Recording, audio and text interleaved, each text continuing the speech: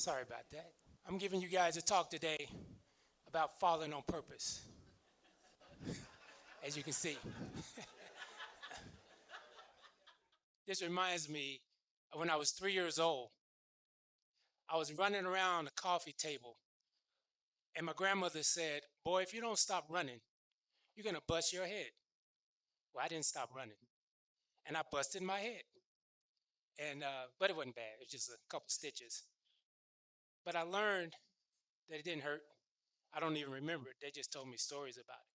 But on this particular event, I was in a half marathon race. I was kind of hobbling along the whole event, the entire event, and I got towards the end, and this time I did stumble and I did fall. But I realized that that fall wasn't the end, it was the beginning. So, how many of you in this room has ever fallen before? Wow, that's like everybody. But the thing is, you all got up because you're here. So, I didn't fall that first time on purpose, but this time I did. So, I decided to go up in the plane. And as we were going up, it was no problem. You know, 2,000 feet, 5,000 feet, 8,000 feet, 10,000 feet, 12,000 feet. I was like, no problem. I've been in planes before. I know what this is like. Then I asked my guide, um, how much more time we got? He said, we have about 30 seconds. Then I got afraid. So the question I asked is, why are we afraid to fall? I wasn't afraid of the trip coming up. I wasn't afraid of the rickety old plane. But when those doors opened, fear set in because I was worried about the result of the fall. What if that parachute didn't open? What if that second parachute didn't open? So I was thinking, I had a tandem jump, so I had a guy in the back of me. So I was trying to figure out how I was going to flip him around and fall back on him. I said, at least I can improve my chances. So that's what I was thinking. But you have to ask yourself that, right? When you're falling, and this is what I've learned. I've had a lifetime of falling, and I'm gonna give you some examples about that. And all you have is as well. But just keep thinking about, why do you fear falling? Are you afraid because of what people may think? Are you afraid of what people may say? Are you afraid of how you might feel? Just think about that for a moment as we kind of go on this journey together. Now, according to the American Institute of Health, a child falls an average of 17 times an hour before it learns to walk. I say it, but I mean he, she. You know what I mean.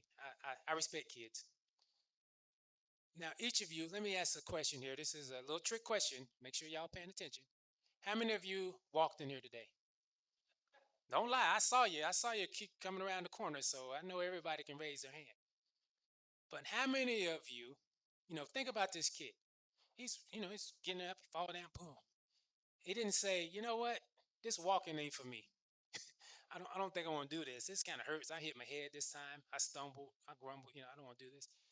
Neither did you when you went through that phase, because you focused on something bigger than the comfort. You looked at, what is this going to get me by learning by falling? I've coined a phrase, and you can all use it. I say, the child who walks first failed the most. I like that, right? Y'all keep that. Put a pin in that. But by the same token, the child who walks last failed the least.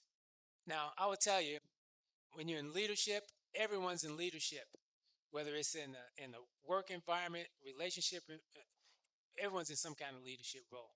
But for myself, 3 times in my career, in my work life, I've had someone either give me a piece of paper or have a conversation to tell me my job is over.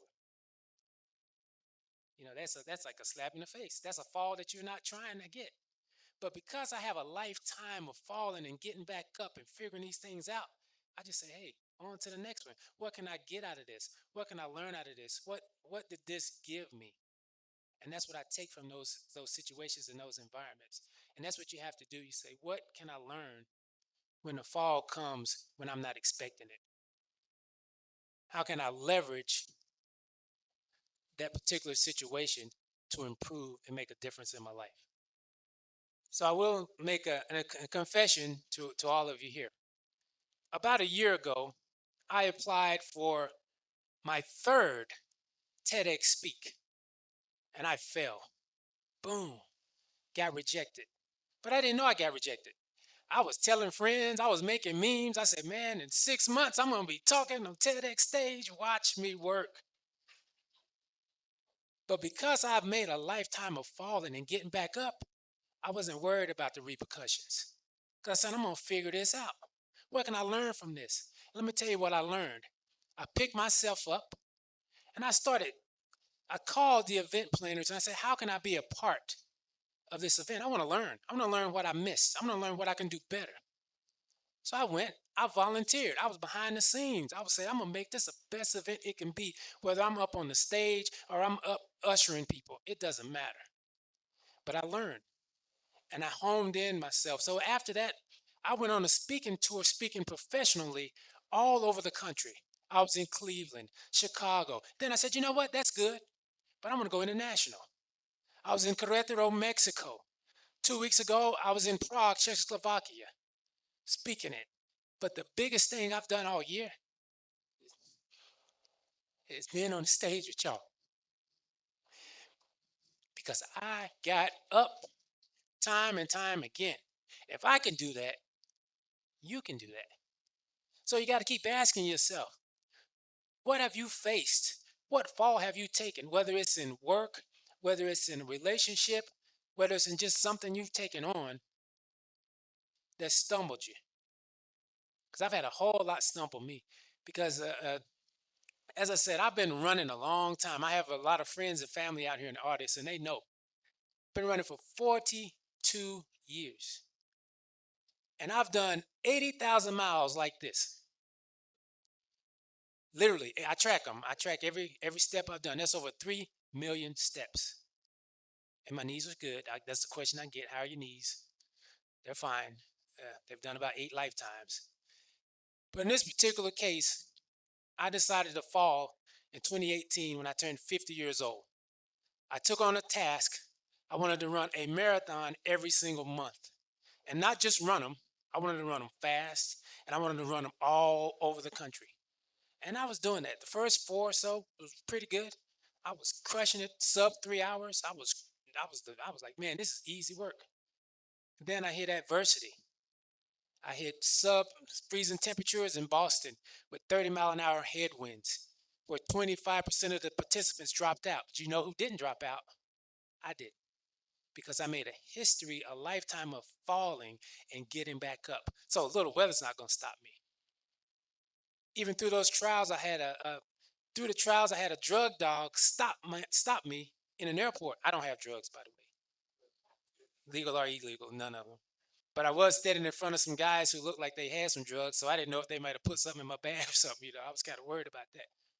But I had all kind of trials and tribulations through that journey.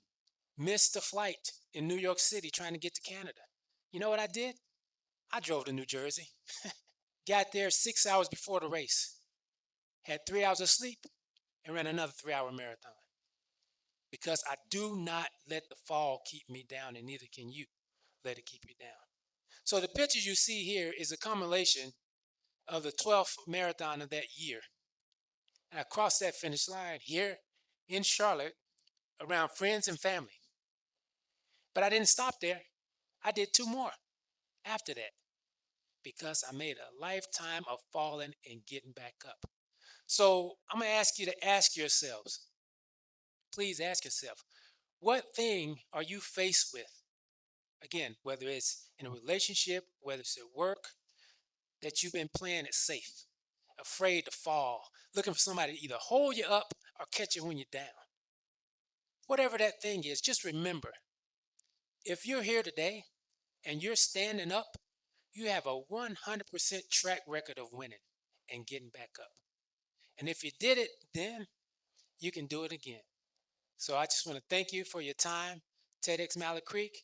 May you have a wonderful day.